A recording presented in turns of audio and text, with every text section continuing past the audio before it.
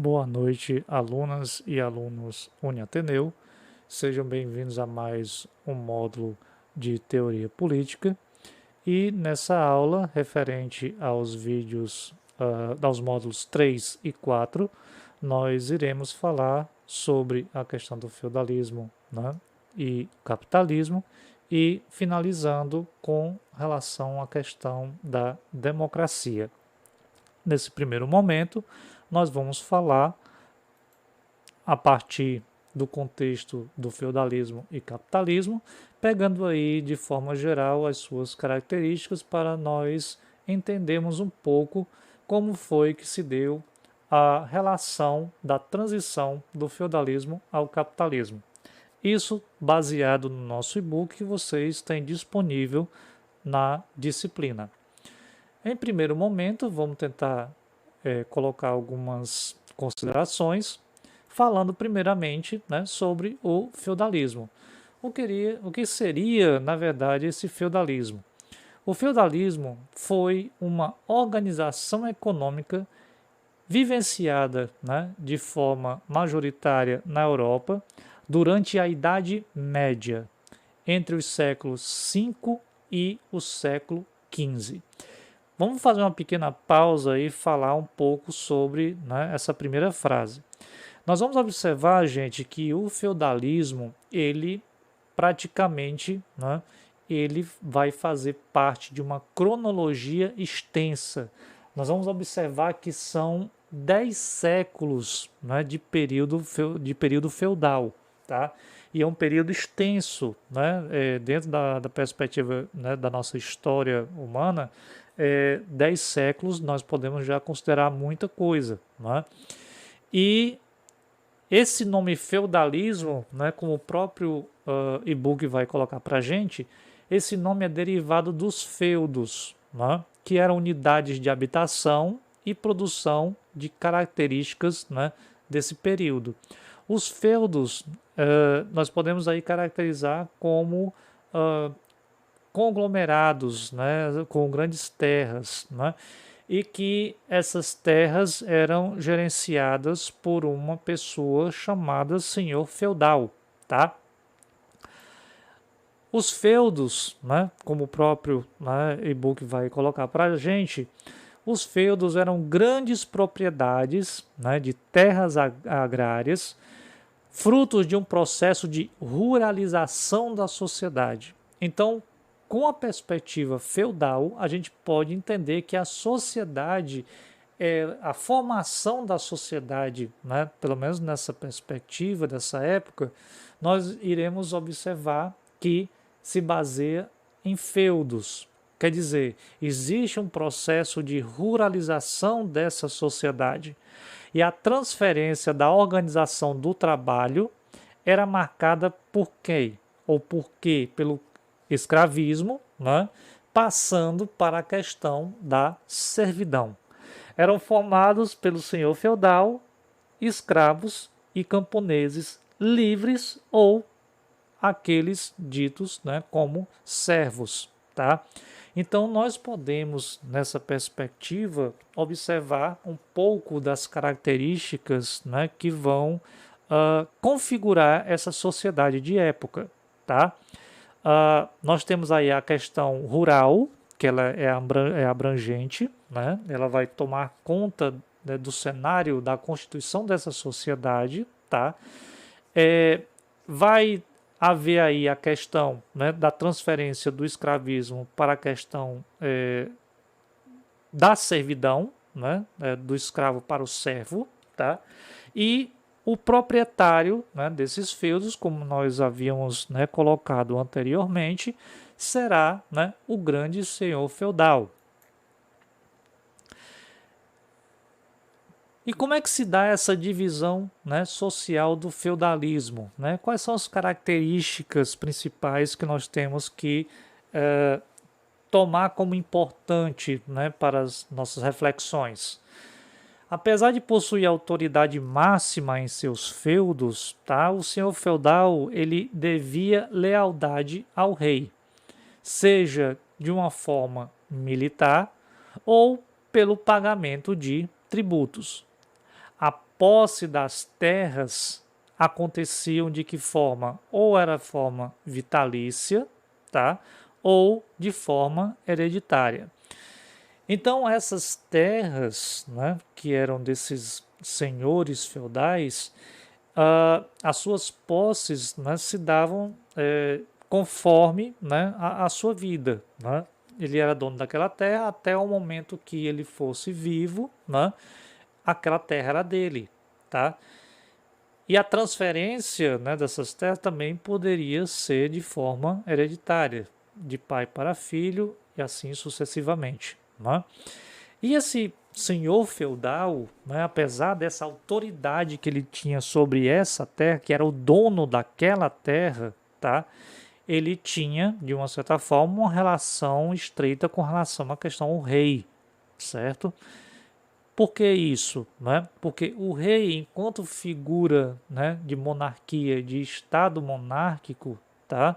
Esse rei garantia, né, de uma certa forma, proteção a esses feudos. E esses feudos tinham, claro, algo em troca para oferecer ao rei. Por exemplo, produtos, tá? A questão dos impostos, né? Que necessariamente eram cobrados desses senhores feudais e assim garantia, né, o sustento, né, desse estado monárquico, tá? Então, existia uma relação muito próxima, né, desses feudos com a questão desse estado monárquico. Dando continuidade ao que está constituído no nosso e-book, né, a divisão social dos feudos ela se daria da seguinte questão: existiu o clero, tá? A sociedade, né, configurou-se como o mais importante, né, instituição, tá? Isso, no caso, é uma herança direta, né, do Império Romano e se resulta na principal organização da Idade Média.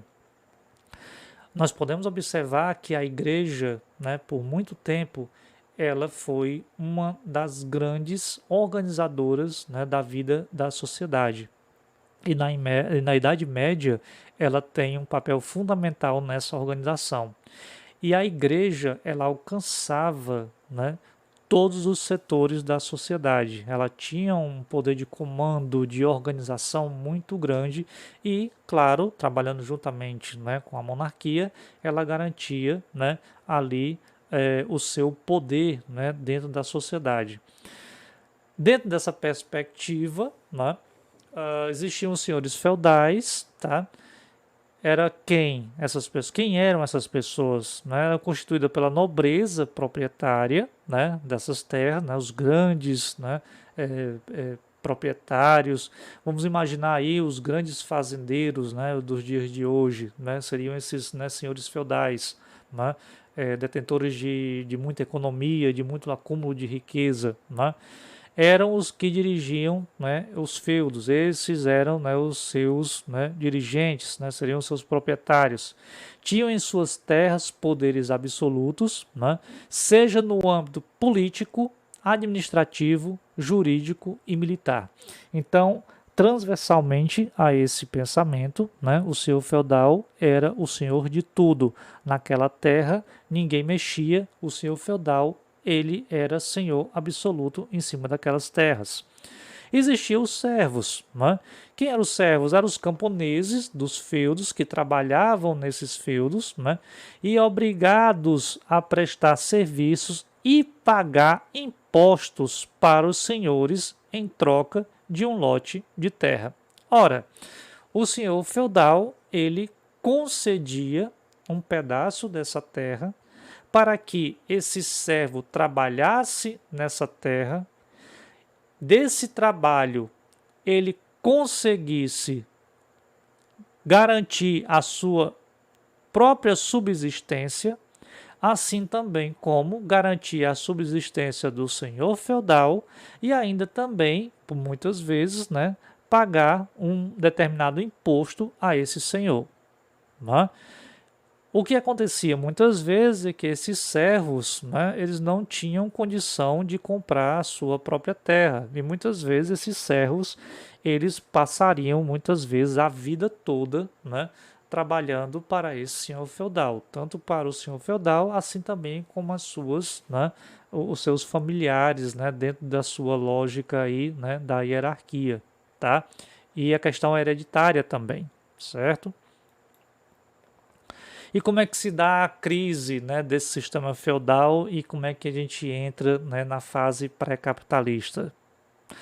Gradativamente, a vida urbana ela foi retomada e o fortalecimento das atividades comerciais provocaram, né, a derrocata das estruturas feudais.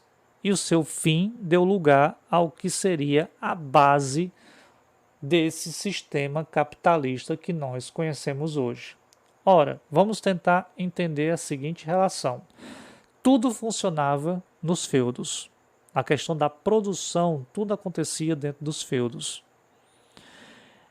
E a partir de um determinado momento, com o crescimento das atividades comerciais, as rotas marítimas de comércio vai tirando aos poucos o caráter da produção feudal e concentrando cada vez mais nessa nova modalidade de riqueza, de produção da riqueza, né, através, né, dessas rotas comerciais que estavam acontecendo. Então, essas atividades comerciais elas vão se concentrando, né, em determinados locais e isso vai tomando conta de uma nova paisagem com relação à questão da produção da riqueza. E é a partir dessas atividades comerciais que vão surgindo os primeiros indícios daquilo que nós conhecemos como, né, sistema capitalista. Nessa relação, né, o que nós podemos aí colocar como, né, incremento do nosso conhecimento? O enfraquecimento do sistema feudal, né, acarretou na chamada Revolução Comercial. E consequência também vai ocorrer, né, uma chamada Revolução Urbana, com o aparecimento das cidades, né, assim como atividades tipicamente urbanas. Ora, o sistema feudal era um sistema exclusivamente, né, dentro de uma característica rural. A Revolução Industrial muda essa paisagem. Aquilo que era, né, intensamente, né, os olhos eram voltados, né, para os feudos, a produção das riquezas era voltada para esses feudos. Agora, com a Revolução Industrial, né, vai se voltar, né, para a questão urbana. Logo que essa Revolução Industrial ela coincide com essa Revolução Urbana. O que seria essa Revolução Urbana, né? Seria o aparecimento das grandes cidades, a concentração, né, de pessoas em grandes cidades, centros comerciais, tá? E que teriam, né, as suas atividades, né, esse comércio, tá? Essa evolução, né, dessa proposta, né, comercial, ela se dá, né, inteiramente no núcleo das cidades, numa característica de urbanização. Então, a paisagem já começa a ter a sua transformação. Nós já iremos aí começar a entender o processo de transição do sistema feudal para um sistema denominado pré-capitalista. A princípio, as cidades foram se formando ao redor das propriedades dos próprios senhores feudais. Tá? Essas cidades, né, essa proximidade, né, desse comércio facilitava, né, a vinda de outras pessoas e ali, né, se desse essa relação comercial, né, da época. Tá?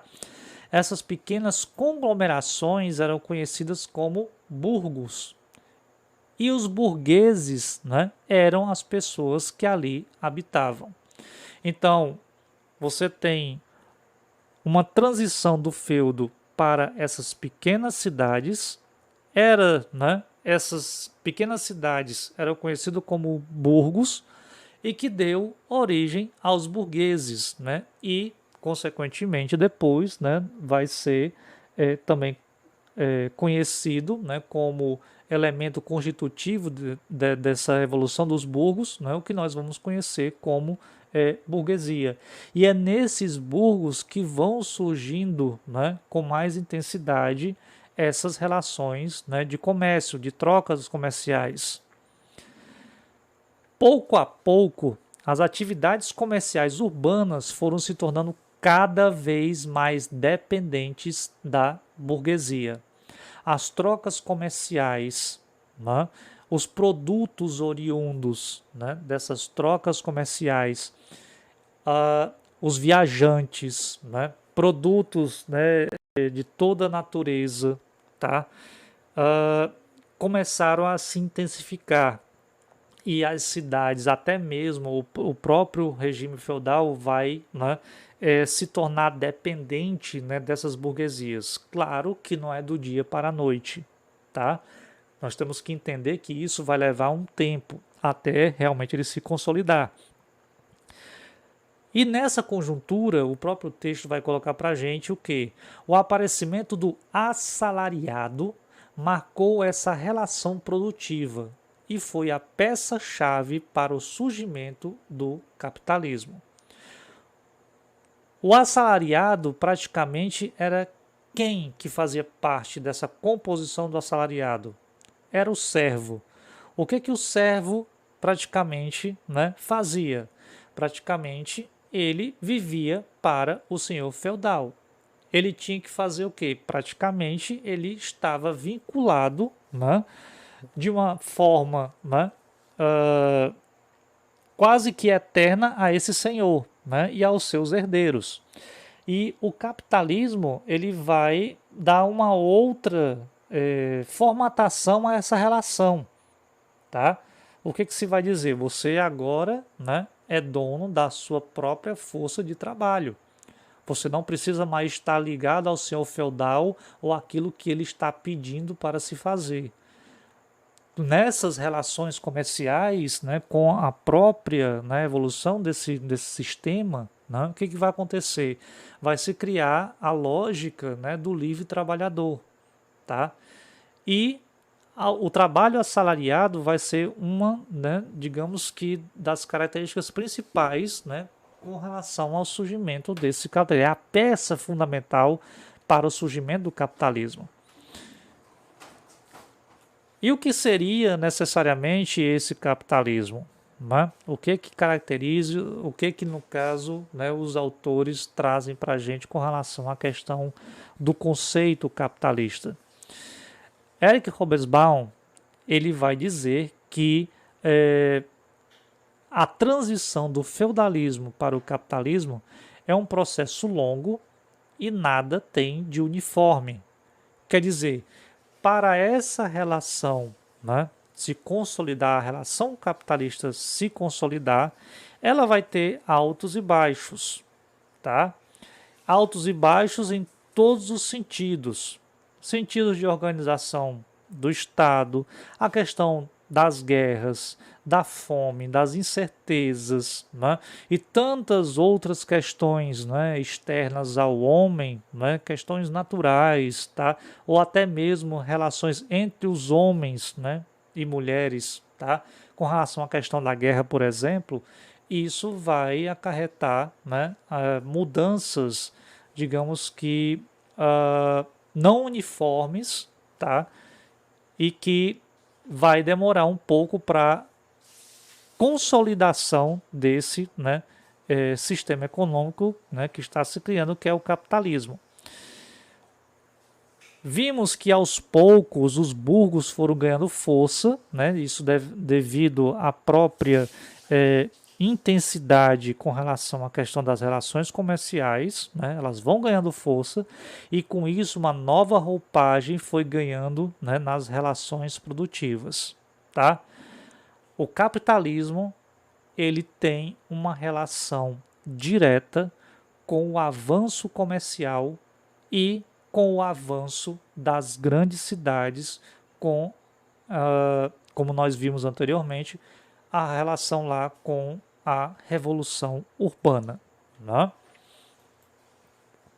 Nos séculos XII e XV, ficaram conhecidos, né, como fases, como uma fase pré-capitalista, ou capitalismo, né, primeiramente capitalismo comercial, em que o trabalho assalariado não havia ainda se estabelecido. Aquela relação, né, do servo com o seu senhor feudal, tá? Ela não se deu da noite para o dia, não foi uma quebra da noite para o dia, ela foi se estabelecendo, né? Teve seu processo. O produto era resultado do trabalho, né? Digamos, uma camisa de lã, ela é produto direto do trabalho que você teve, né? De fazer, né, a tosa da ovelha virar lã, da lã virar um casaco, né, de lã. E não da venda da força de trabalho. Ou seja, os artesãos eram donos do ofício, das ferramentas e do produto final, tá? Mas o que vai acontecer durante todo esse processo, né? A questão da instabilidade, da pobreza, da fome, né, vai fazer com que aos poucos o próprio artesão ele não vai ter mais condição de ter a própria ferramenta, ele não vai ter a condição de ter a sua própria terra, de plantar, ele não vai ter condição nenhuma de subsistência. E nessa nova relação comercial, né, vai surgir aí o que? Essa força assalariada, que para esse artesão, né, para essa pessoa, né, comece a sobreviver, que ela tenha condição a sobreviver, o que vai acontecer? Ela vai ter a única coisa, né, para vender, que seria o quê? A sua força de trabalho. E essa relação, ela é uma das relações fundamentais de manutenção do capitalismo, ok? Dando continuidade, né? Quais seriam as principais características da fase pré-capitalista? No pré-capitalismo, como o nosso próprio e-book vai colocar, ele vai dizer que o comércio, né, tornou-se a principal atividade econômica, tá? Quer dizer, ele deteriorou praticamente, né, toda uma construção feudal, né, baseada no sistema feudal, e agora as relações, né, comerciais são mais intensas, tá? E nessa fase pré-capitalista, né, o comércio ele vai se tornar uma, né, a atividade, na verdade, principal, né, desse novo sistema econômico. Ele vai falar também que as moedas passaram a ser utilizadas, né, a ser mais utilizadas, né, no processo de troca, tá? Praticamente você não tinha, né, a questão da mercadoria, né, em si, mas você tinha a questão do dinheiro, tá? Claro que o dinheiro já existia há muito tempo, mas, né, na fase pré-capitalista, né, a troca, né, de bens por questão, né, de moeda, ela se tornou mais efetiva. Ainda não havia o trabalho assalariado, tá? O nosso exemplo anterior já vai fazer parte, né, de uma característica já capitalista, quer dizer, você trocar a sua força de trabalho por dinheiro, né? Mas como o próprio Eric Hobsbawm ele vai colocar, esse processo, gente, da transformação de você, né, ter a sua força de trabalho e transformar ela em salário, tá? Você se tornar alguém assalariado, isso vai demorar um pouco, né? Isso vai se dar na transição do pré-capitalismo ao capitalismo de fato, ok? As mudanças inicialmente começaram a aparecer nos grandes centros urbanos europeus. Porém, na região rural ainda predominava o modelo feudal. Essa transição feudalismo pré-capitalismo, ela vai demorar um pouco ainda, né, a se consolidar, né? Passar de um regime feudal para um regime pré-capitalista ainda vai demorar alguns anos. Mesmo com o avanço do comércio em grandes cidades, né, grandes cidades vão surgindo a partir dessas, né, intensas relações comerciais, tá? a questão feudal ainda era vista em determinados lugares, ok? Acúmulo de capital pela recém-surgida, né, classe burguesa, tá? E essa classe burguesa também, né, você pode colocar aí grandes proprietários de terra, né, que se fizeram, né, uso dessas relações comerciais para aumentar as suas riquezas, tá? E essa classe burguesa, ela vai crescer tanto que ela vai aos poucos, né, fazendo parte, né, da intensa relação social. Muitas vezes, né, ela vai chegando também, né, a posições, né, de Estado, posições de poder, tá? Nesse período de pré-capitalista, nós iremos observar que vão surgir as ANSAs, tá? Que eram alianças de cidades mercantis, e essas cidades, né, mercantis, elas iam fazer o quê? Elas iam regular as profissões e as produções manufaturadas. Então, essas cidades mercantis já tomam conta da própria relação dessas cidades. O que é que essas sociedades, né, vão fazer e deixar de fazer? Tudo isso em torno da necessidade de se garantir essas relações mercantis. Tudo é voltado para a manutenção do comércio, tudo era voltado para, né, as primeiras intenções, né, que nós vamos ali conhecer depois como capitalismo.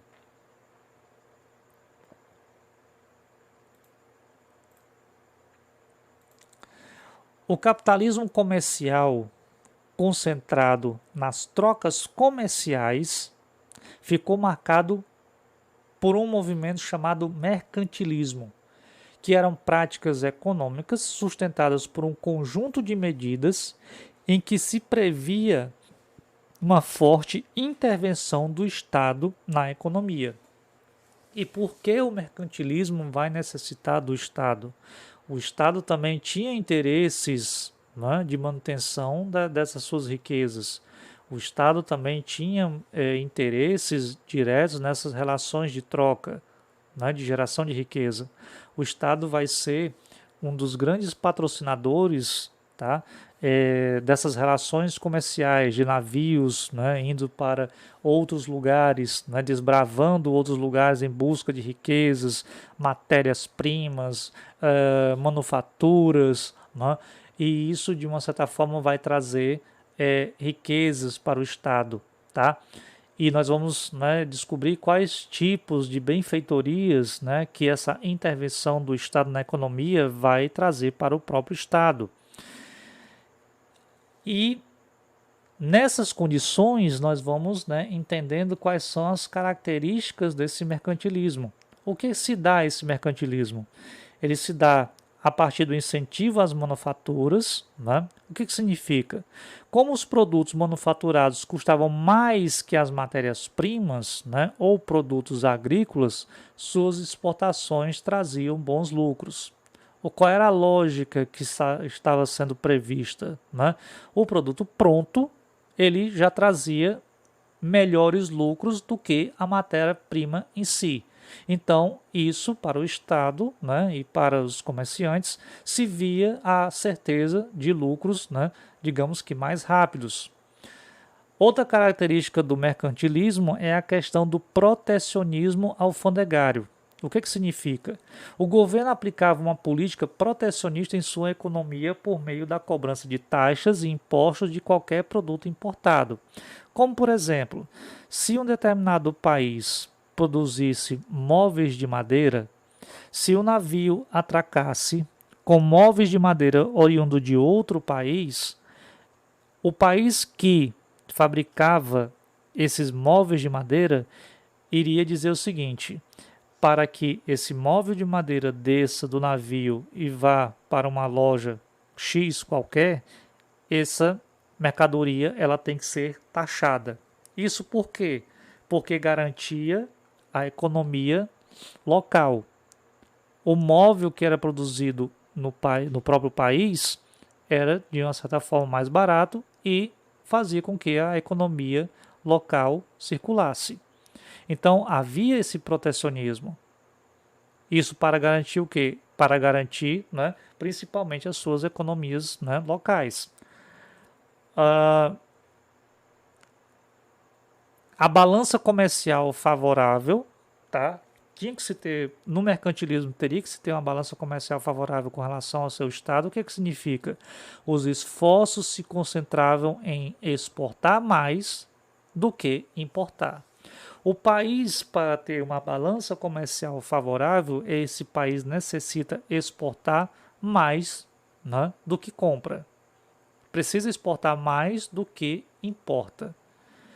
Se um país, por exemplo, ele tem recordes, né, de safras de grãos, né, e ele consegue exportar mais, com certeza vai entrar muito mais dinheiro, né, e a economia interna vai se beneficiar com isso. Se esse país começa a importar mais, quer dizer, aquilo que não se fabrica, né, dentro de um determinado país, ele vai precisar comprar de fora aquilo que ele não produz, muitas vezes, né, isso vai enfraquecer, né, outros, digamos que setores da vida, né, comercial, né, desse país. Então, no mercantilismo, o que se vai priorizar, o que os estados vão priorizar é que se venda mais e que se compre menos. Uma outra característica do mercantilismo é a questão da ideia da soma zero. O que significa isso? Os mercantilistas acreditavam que o lucro, né, de uma das partes acarretava a perda de outra. Ora, o princípio mercantilista é praticamente ele vai esboçar aquilo que o capitalismo vai colocar em prática durante todos os seus anos de vida. O que significa? Para alguém ganhar, alguém vai ter que perder.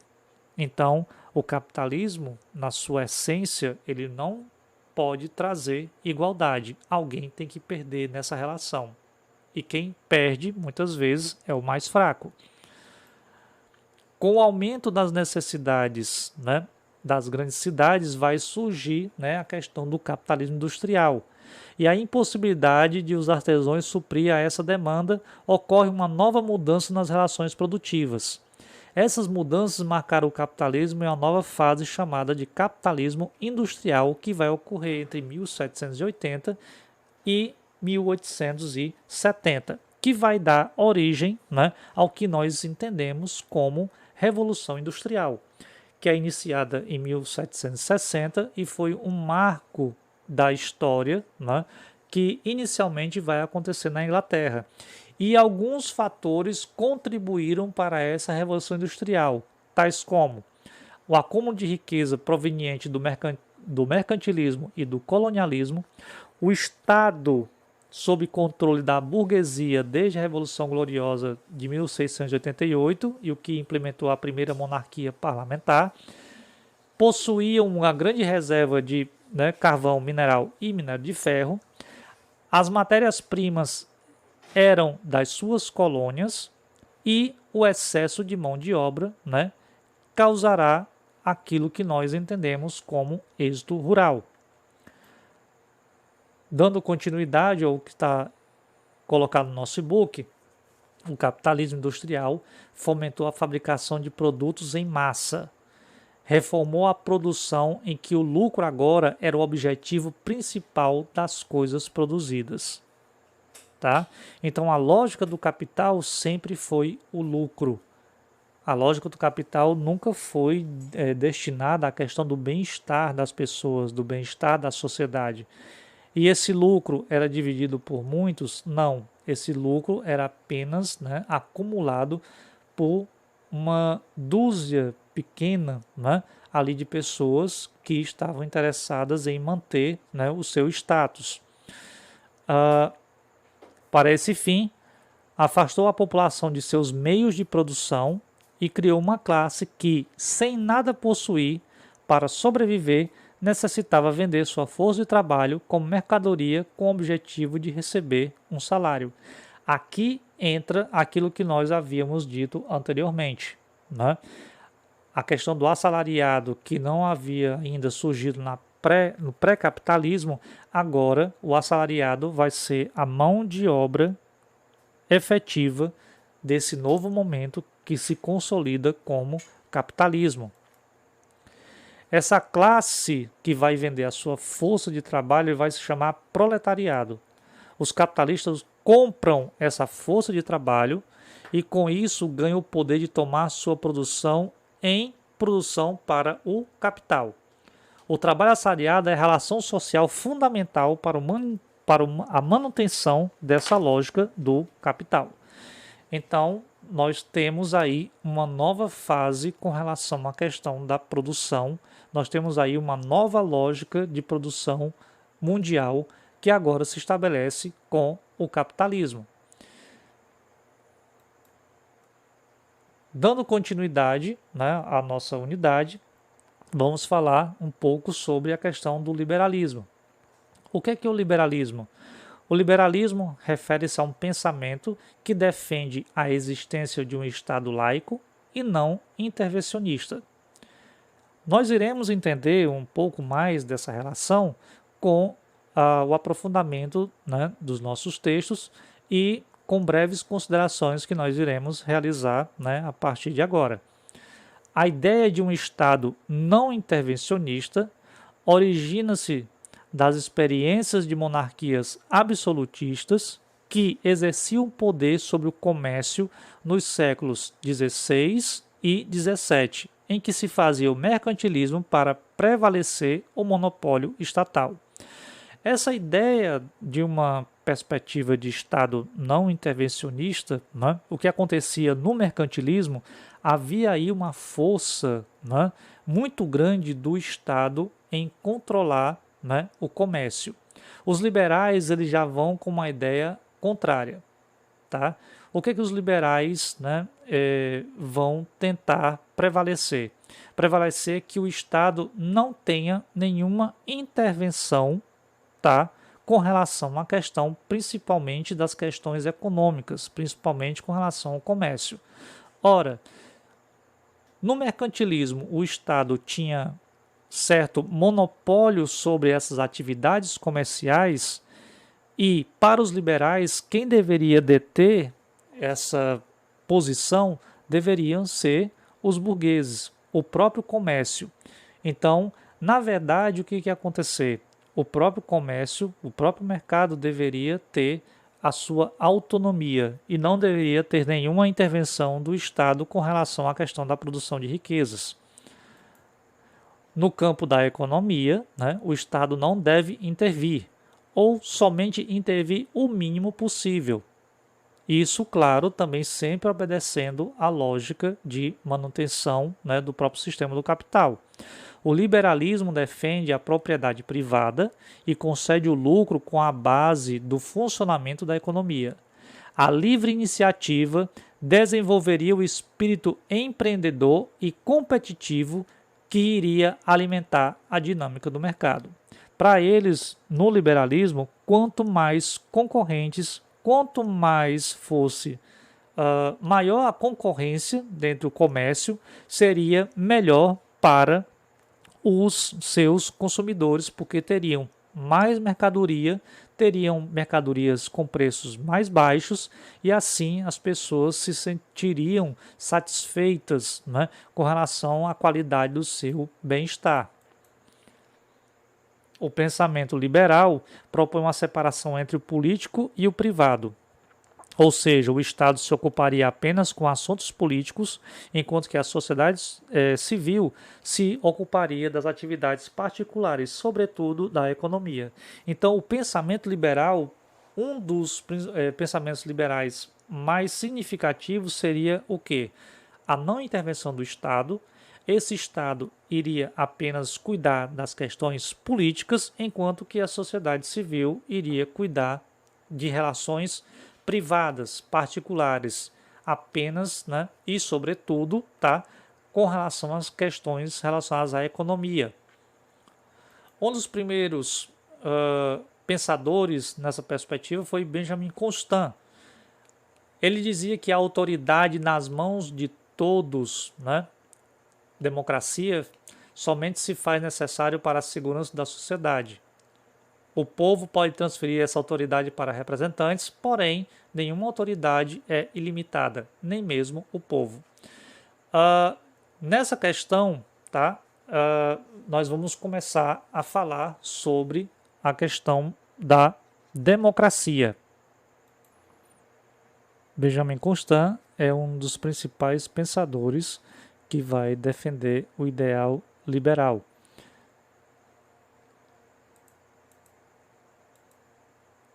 Para Benjamin Constant, ele formula em 1815 a teoria de um regime parlamentarista, convertendo-se no primeiro teórico a defender essa forma de governo.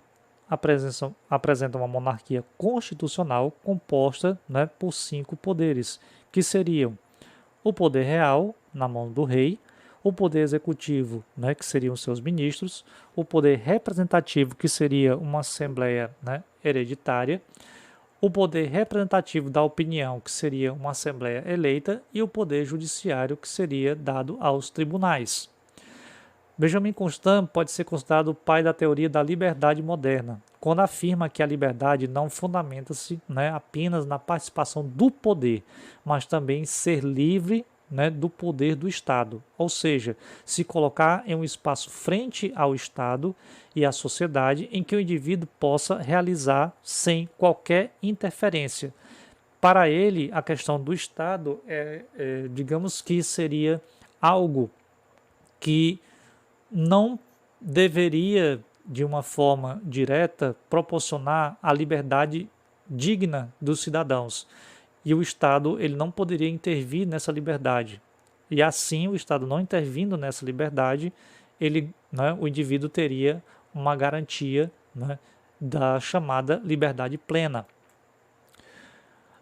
Alex Tocqueville também, pensamento, né, liberal, ele vai dizer que o eixo central do ponto de vista político, né, é a igualdade social, que significa ausência de diferenças, né, hereditárias de condições. O que quer dizer que todas as ocupações, todas as profissões, dignidades e honrarias são acessíveis a tudo. Se nós pegássemos, né, o pensamento de Alex Tocqueville, numa perspectiva liberal para os dias de hoje, seria mais ou menos pensarmos que não existiria distinção entre um advogado, um lixeiro, um médico, alguém de serviços gerais. Para Alex Tocqueville, né, teríamos que ter uma chamada igualdade social.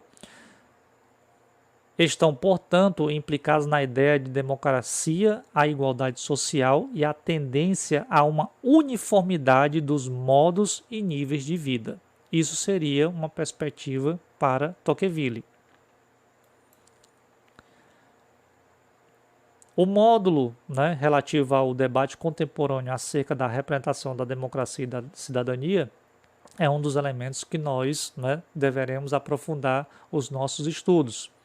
O que seria democracia? A democracia surgiu em oposição aos sistemas monárquicos, onde o poder está centralizado nas mãos de uma única pessoa, o monarca, e aos sistemas oligárquicos, onde o poder está concentrado nas mãos, né, de um grupo de indivíduos. Para Down, afirma que existem pelo menos 5 critérios para que seja possível um processo democrático, e ele vai fazer uma análise de cada um deles. O primeiro seria uma participação efetiva. O que ele diz? Todos os membros devem ter oportunidades iguais e efetivas para fazer os outros membros conhecerem suas opiniões sobre qual deverá ser a política. Então, a participação efetiva de todos os membros e, digamos que o diálogo, né, permanente entre esses membros e os diálogos diversos que existem entre esses membros seria algo saudável com relação à questão, né, da construção democrática. Outro elemento para Down seria a chamada igualdade de voto. O que significa? Todos os membros devem ter oportunidade de votos e todos os votos devem ser contados como iguais. Então, nessa perspectiva, diz que diferentemente de outros modelos, né, que surgiram durante a nossa história, para haver real democracia é necessário que haja igualdade de voto para todos os membros de uma determinada sociedade. Uh, Nós podemos aí observar alguns, digamos que exemplos dentro da história, principalmente no Brasil, a época do chamado voto de cabresto, por exemplo, né, que era praticamente a pessoa era obrigada a votar em um determinado candidato orientado, né, por um senhor de terra ou um senhor comerciante, né, que vivia na época. E dessa forma, né, não se respeitava a questão do voto individual, tá? Era um voto condicionado. E praticado nos dias de hoje seria um absurdo, né, ter essa ideia do voto de cabresto, né? Mas em um ambiente realmente democrático, né, a igualdade de voto é uma das premissas. Outro elemento para se constituir uma democracia seria a questão do entendimento esclarecido. Dentro de limites razoáveis de tempo, cada membro deve ter oportunidades iguais e efetivas de aprender sobre as políticas alternativas importantes e suas prováveis consequências. Então, essa questão, né, de você entender os processos democráticos, né, também entra como uma premissa, né, de entendimento sobre o que significa, né, a própria democracia. Quer dizer, as pessoas, né, constituintes dentro de um Estado, tá, elas teriam que ter determinado período de tempo, né, para saber se, por exemplo, um determinado governante, né, ele é, digamos que, bem qualificado, tá, para assumir determinada posição, por exemplo, tá? Então as pessoas teriam que ter esse entendimento e para ter esse entendimento também tem que se ter, né, um pouco, né, essa perspectiva cronológica, né, de entendimento. Controle do programa de planejamento. Os membros de uma sociedade democrática devem ter a oportunidade exclusiva para decidir como e, se preferirem, quais as questões que devem ser colocadas no planejamento. Então, nessa perspectiva, a gente já observa que muitas vezes, né, essas questões relacionadas ao planejamento, muitas delas já estão, digamos que, colocadas, né, nas suas determinadas cartas magnas, né, ou nas suas constituições, por exemplo, que a gente conhece como Constituição. Né? A Carta Magna é a Constituição, né, ela se configura como uma Constituição de determinado país. E nessas constituições, por exemplo, né, lá tem as diretrizes das quais os governos e as administrações desses governos devem se fazer cumprir. Né? E muitas dessas obrigações, né, emanam do povo, surgiram das representações, né, da grande população. Assim, o processo democrático exigido por 3 critérios anteriores jamais é encerrado. As políticas da associação estão sempre abertas para mudanças pelos membros, se assim, né, eles, né, quiserem, né, escolher, quiserem mudar. Enquanto o mundo, né, se diz, né, unicamente, né, democrático, né, unimamente, né, democrático, as pessoas, né, se dizem democráticas, mas muitas vezes a gente se pega, né, até mesmo questionando o que seria essa democracia. A maioria dos cidadãos não sabem realmente o significado da palavra. Caso o cidadão hoje fosse perguntado, talvez respondesse que é a ideia de um governo apoiado pela maioria e o direito de votar, como também poderia identificá-la como liberdade pessoal, liberdade de oportunidades.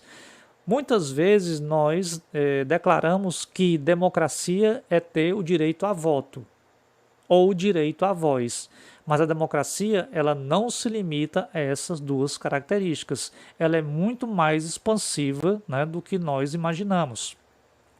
Na concepção de Marlene Chauí, né, os principais traços da democracia podem ser resumidos da seguinte forma.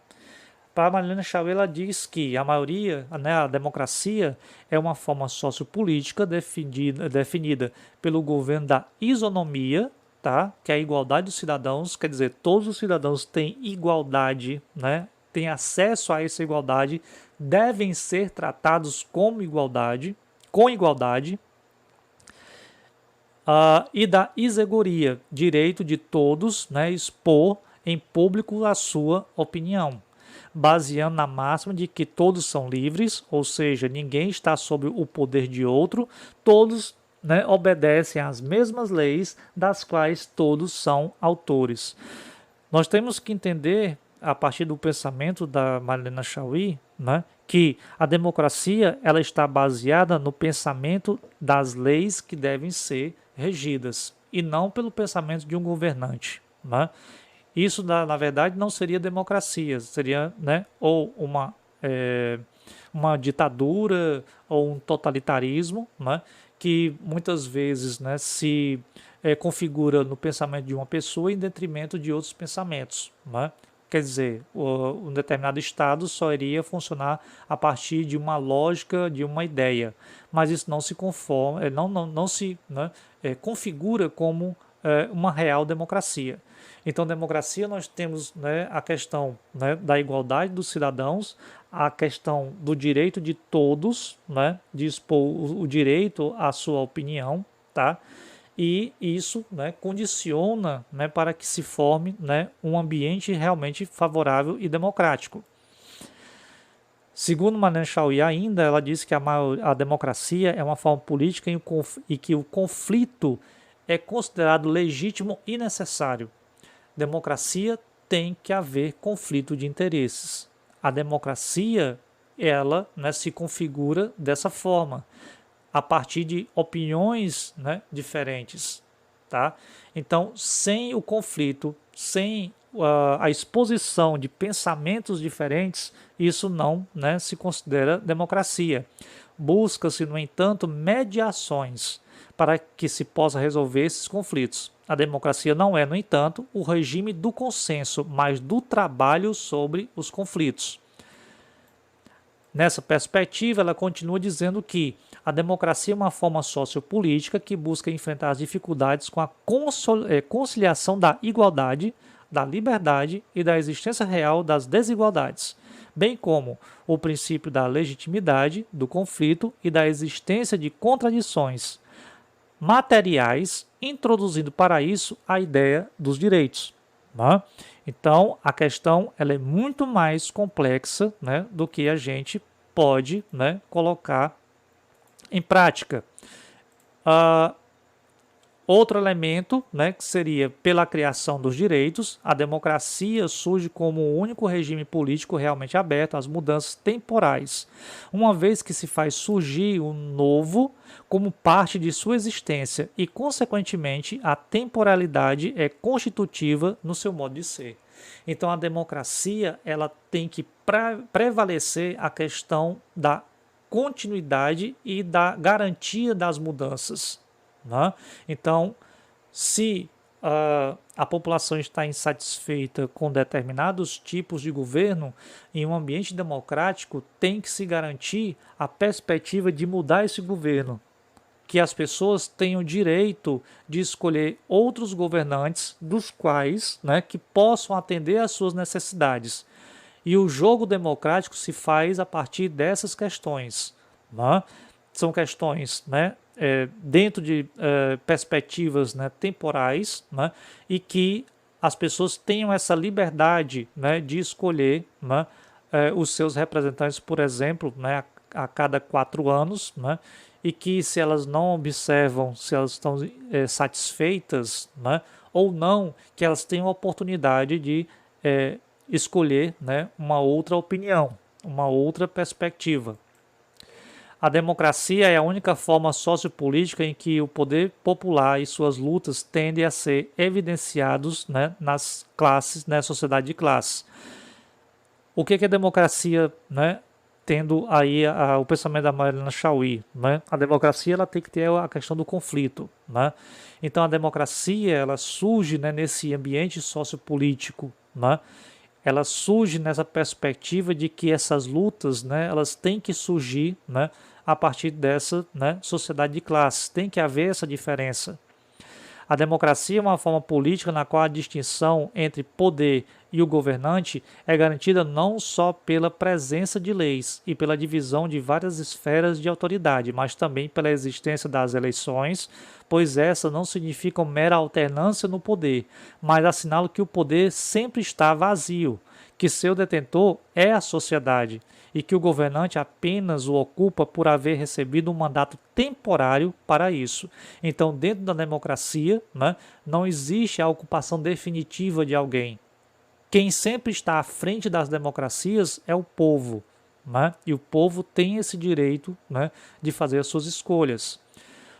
Uma sociedade e não um simples regime de governo é democrática quando, além das eleições, partidos políticos, divisão dos três poderes da República, respeito à vontade da maioria e das minorias, institui algo mais profundo, que é a condição do próprio regime político, ou seja, quando institui direitos e que essa instituição é a criação social, de tal maneira que a atividade democrática social realize-se como um contrapoder social, que determina, dirige, controla e modifica a ação estatal e o poder dos governantes, ressaltando novamente, né, a importância da participação e dos membros da sociedade na formação, né, de uma sociedade democrática. Dada a relação entre direitos e deveres dos cidadãos como seres racionais, livres e responsáveis, na democracia, ética e política são inseparáveis, pois ambas se voltam contra a violência. Então, dentro dessas características, né, a partir do pensamento da Mariana Chauí, nós, né, encerramos essa nossas atividades e continuem com as suas leituras, né, por meio do e-book, para vocês aprofundarem ainda mais os conceitos relacionados à teoria política. Para todas e todos, bons estudos.